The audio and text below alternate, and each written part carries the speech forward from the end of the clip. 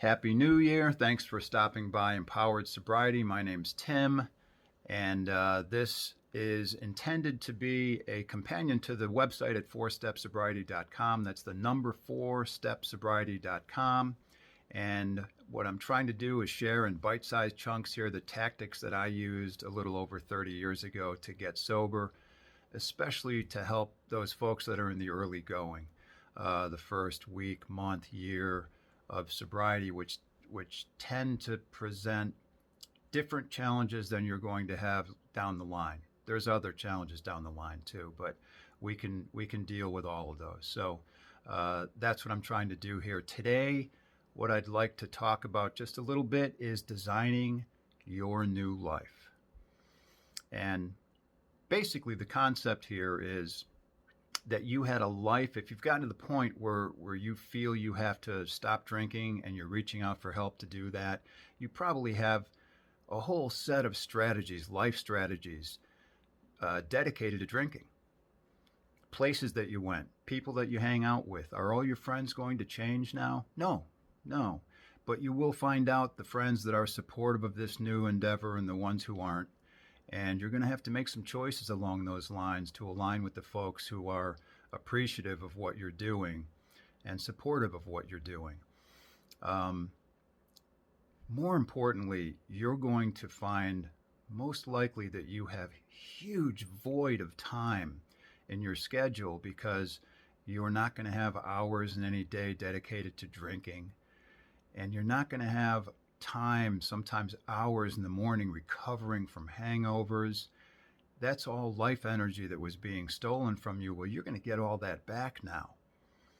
And you're going to need something to do with all that newfound time, or it will work against you.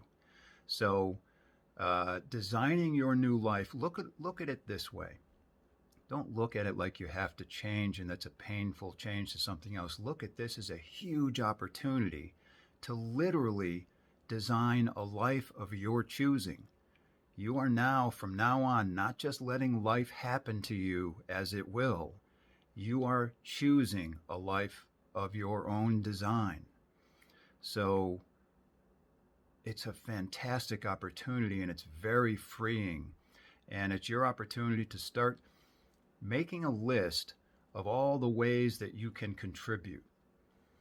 And for me, it was involvement in a homeless shelter in Chicago at the time. And honestly, it was something that I hadn't even thought about before that.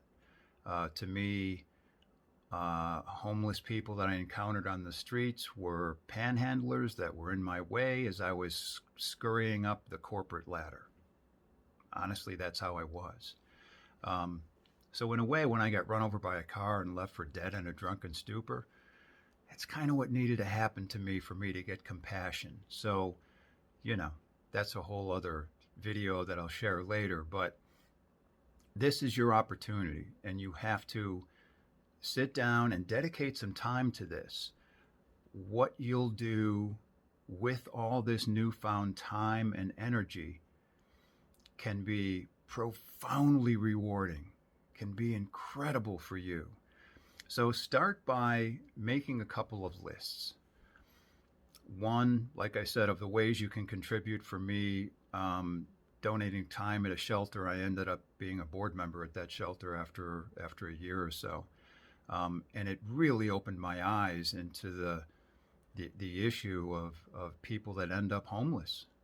And from them, the stories that they shared with me and the nature of the challenge of how hard it is to get a job once you find yourself out on the street, all kinds of complications with that. So it was profoundly rewarding for me to have that involvement in that.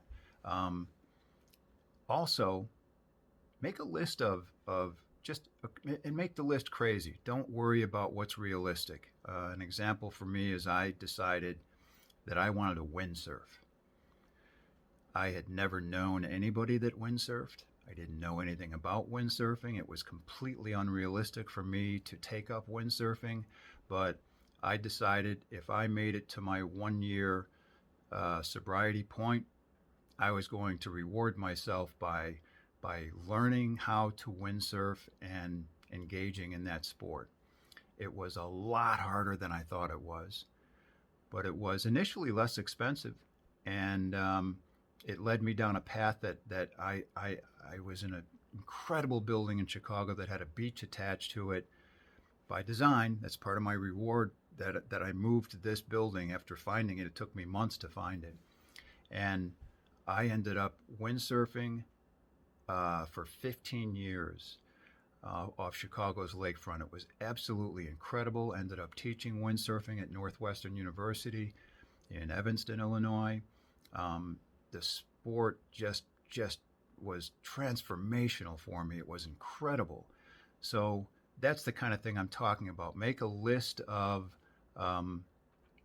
new hobbies, new sports, new things to engage in life, and really importantly, new ways you can give back. And that will help you fill these big gaps of time that you're going to have in your life now with really good stuff. I mean, stuff that spiritually enhances you and supports you. So look at it that way, that it's an exciting time where you have a brand new life, doing things that you never even thought of before and contributing in ways that you never even thought of before. So get really, really serious about sitting down and crafting your new life, okay? You can do this. I will be back again in a day or two with this TikTok issue. I'm in the States, so we're not really sure how long this is going to last. It may go away at the end of the month. If so, I'll talk about where I'll transition these to. There's a couple other spots we can take them to. So have a good day. Good luck. You can do this.